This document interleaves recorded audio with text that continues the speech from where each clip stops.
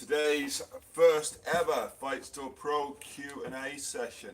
So we've got my beautiful assistant behind the camera here with James, who's just shaved his head for charity, so he doesn't actually want to be anywhere near the other side of a camera. Not on anything that the public would see anyway.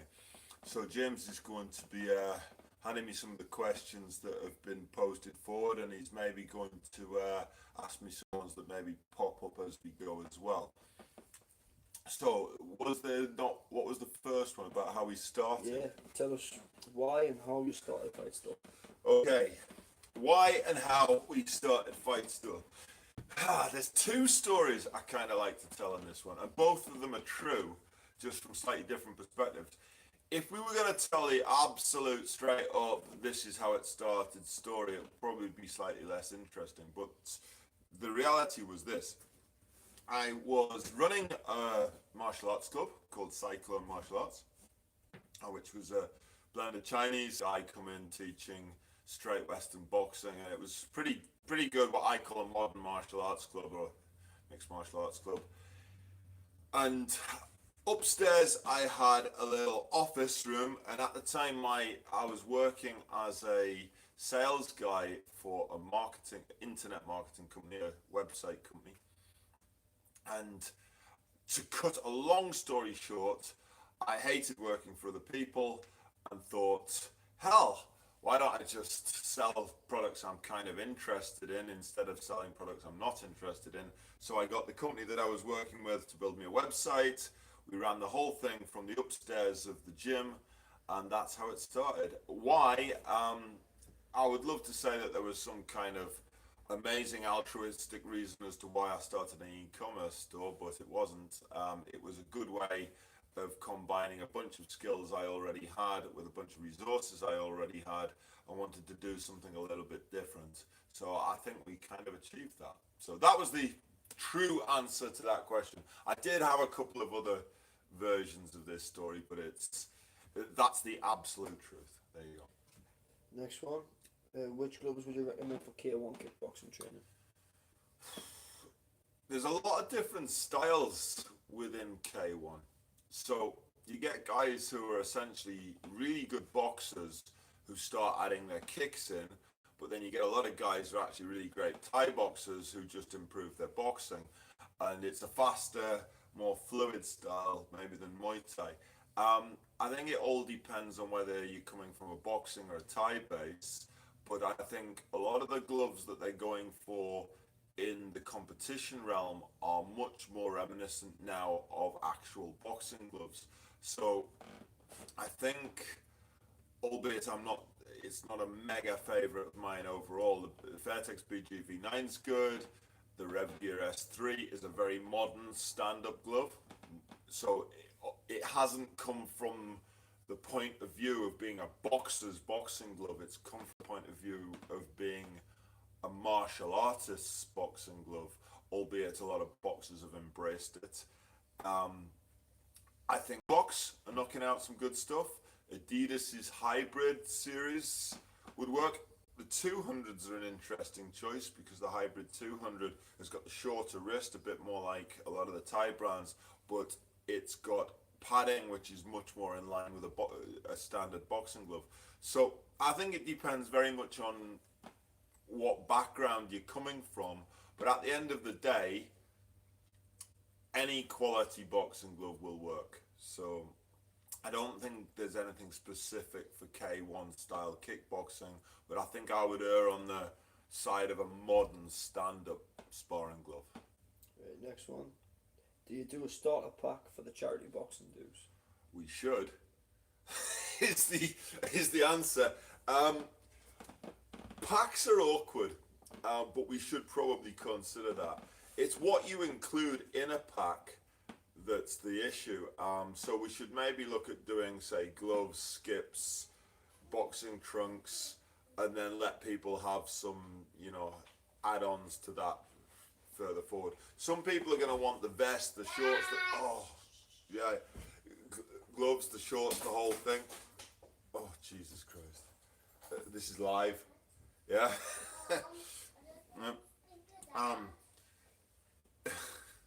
Sorry, world. We've just had my daughter turn up, and she's 3 and doesn't understand that we're on a live video right now. So that was a bit of an interesting interruption. Sorry about that. But no, the answer is we should. Yeah, and will. Yeah. Do you do a stock women's gear down here at Fight Store? We do, but not enough of it would be the honest answer.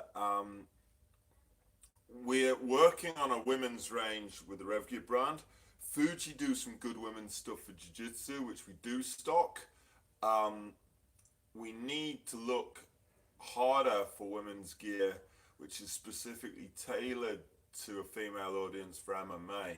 And I think there's not enough brands actually concentrating on it because they all see it as a very, very tiny market. But I believe that market is expanding rapidly. It's certainly getting bigger in the States.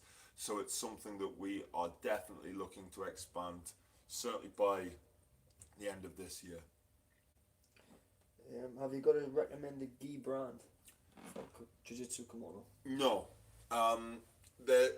What we do on Fightstorepro isn't recommend one brand because that's not what we believe in. In fact, if you watch my vlog video, I can't remember whether it was number 2 or number 3, where my good friend and BJJ black belt Dwayne Harper was here. We talked about this.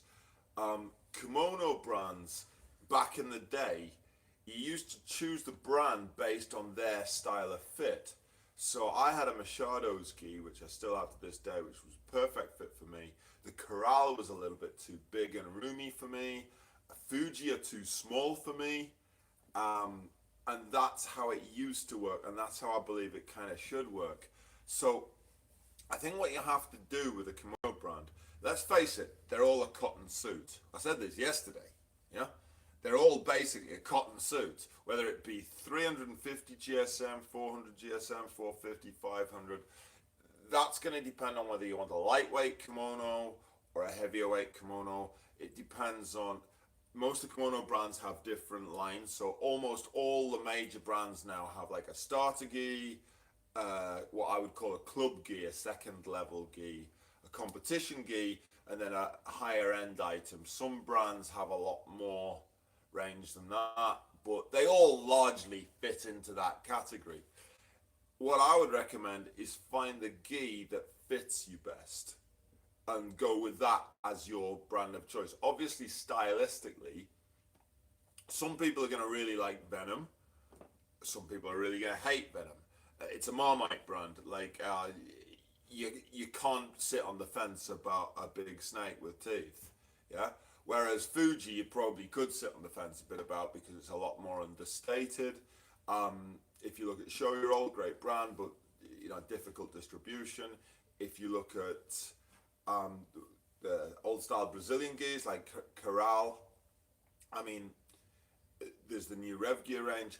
They all have a fit, but they are all essentially using a lot of the same materials. So they've all got a fit and a style. So I think you got to find the fit that works for you and the style that works for you and roll with that. But I don't have a one recommended brand. Even the ones I work with closely, I wouldn't recommend them to everybody because it doesn't work that way. There's a guy here said he's looking to start jiu-jitsu and MMA. Have you got any gyms you could recommend in the Newcastle area? In the Newcastle area, yeah, of course. I take Parva Jiu-Jitsu, which is at Newcastle Fight Centre. I think it's effectively the same thing, I think. You're not going to find many better instructors for Jiu-Jitsu than Pete Irving, but you've also got a good place for Checkmat up in Northumberland and Berwick if you're a bit further north. Stevie Muckle's guys in Ashington are very, very good. You go over to Made for the Cage in Sunderland, also great. I mean, there's actually a lot of good places for jiu-jitsu in the Newcastle area. I wrote an article on this on my website, my blog website, MMA Newcastle, so you can maybe check that out. But I would say try and find a black belt instructor. When I started jiu-jitsu in the early 2000s, simply put, in the UK there were almost no black belt instructors. Yeah. Now there are plenty. So you know, I think I would agree with my friend Pete, who says if you're going to find an instructor, you may as well find a black belt now. So I would agree with that. Have you got a favourite local fighter in boxing, MMA or Muay Thai? Or favourite like up and coming guy? Or Yeah, James Brayson. Yeah, James Brayson is my favourite local guy. I've heard he's the best looking as well. No, he's ugly as fuck.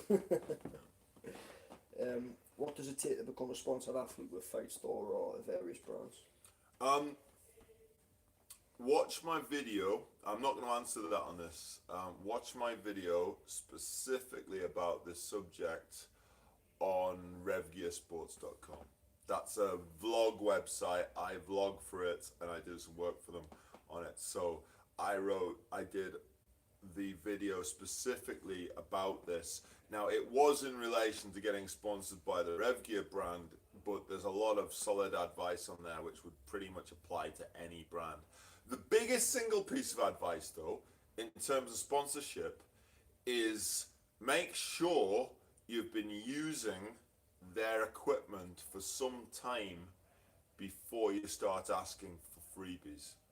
Develop a relationship with the brand, whichever brand you want to be sponsored by. So if you really want, if you want to be sponsored by Fairtex, then don't be seen in the gym wearing Yockout. I mean, it's fairly straightforward advice. And don't forget, every brand, it doesn't matter who it is. I mean, Venom just paid Lomachenko. I mean, the rumors about how much are abound, but it was a ton of money. Obviously, they want something back for that money. And it doesn't matter whether they're giving you a pair of shorts and a t-shirt or £500,000 or whatever the figure was. They're going to want something back for it, and you best be able to provide it. So don't send messages on Facebook or on Instagram saying, hey, I want you to sponsor me, because people are just got, you know, you have no idea about how many of those you get a day. Try to think your strategy out, become a customer first, and develop a relationship. That's the best advice. Can you tell me a little bit about your martial arts experience? Oh, fucking hell.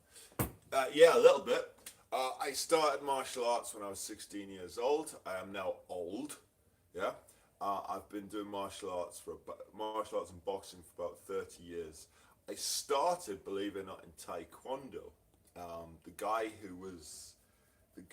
who I learned off initially, he was a military boxer, but he ran a Taekwondo school. His name was David Smith, yeah, which I think there's more than one David Smith out there in the martial arts world, so it probably won't be the one that you're thinking about. And then I immediately, a year or two afterwards, I took up in unison boxing. I went to Lambton Street Boys in Sunderland, and then later went to the old Victoria gym in Felling, and then moved between various different boxing gyms. I housed eventually at Job's gym more recently, but I've been boxing pretty much as long as I can remember. I started jiu-jitsu in about 2002, 2003 with a guy called Dave Elliott, who, you know, was one of the pioneers of the jiu-jitsu sport in the northeast of England. And I've had many, many, many teachers. I've been training for 30 years and trained with a lot of really high-level guys.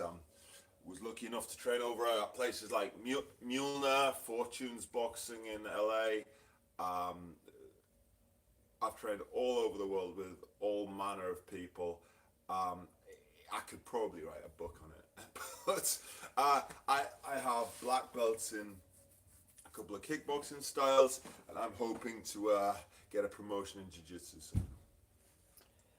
Why should we shop with Fightstorepro? We do what we say on the tin. That's a great question. I actually like that question. It's pretty direct. We do what we say on the tin. We believe in the brands that we sell. So we don't just sell everything, and we don't just sell anything. We do cherry pick products. So people will see me with a RevGear stuff quite a bit. The question I would always tell people to ask about that, for example, is, well, nobody had heard of Rev Gear when Fightstorepro got involved with Rev Gear, as nobody had heard of danger equipment. And I tell you what, I'm going to tell you this story actually, which relates to this. Nobody had heard of this brand that we started with in 2009. Nobody but nobody had heard of the brand. And when we got a hold of them and started selling them in the UK, you know, some people would have thought we were kind of crazy. That brand was Top King, which were actually launched in 2009, and we were one of the first people in the United Kingdom ever to sell Top King. We have real industry knowledge here.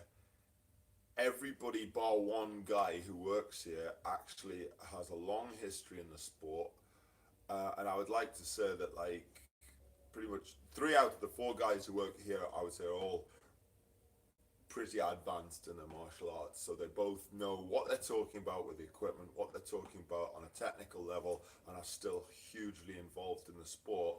And I would like to say, I can say with a degree of certainty, because I know pretty much everybody, certainly in the industry in the UK, that we are one of the few who are in that position. So I think that's a pretty good reason. We have a great selection of products, but so does everybody. We have decent pricing, so does pretty much everybody. But we do have a physical location. You can get a hold of us, you can talk to us. If something goes wrong, which sometimes it does, we'll sort it out. And our advice and our integrity in the sport is pretty spot on. How's that for an answer? Right. Last one. Last question. It's a bit off topic, but do you think Conor McGregor fights again? Unfortunately, I know way too much about this subject to comment. Fair enough. We'll leave it at that. There might be some people who would be a bit upset with me if I started talking about that, so I'm not going to do it. Right, fair enough. Okay. That's the end of it. Okay, guys, thank you very much if you've watched this video. Maybe I'll start writing a few little more blog things about some technical stuff. Thank you for asking about my martial arts background. I could have gone on about it for ages, but everybody would probably get pretty bored. So, and I'll make the announcement when I do get my next jiu-jitsu promotion. Right, Christy. See you later, guys. Right. That was pretty cool. People talking in the comments as well. Yeah.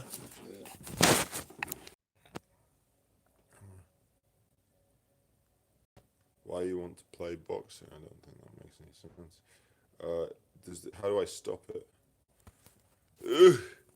It's still live now. Yeah.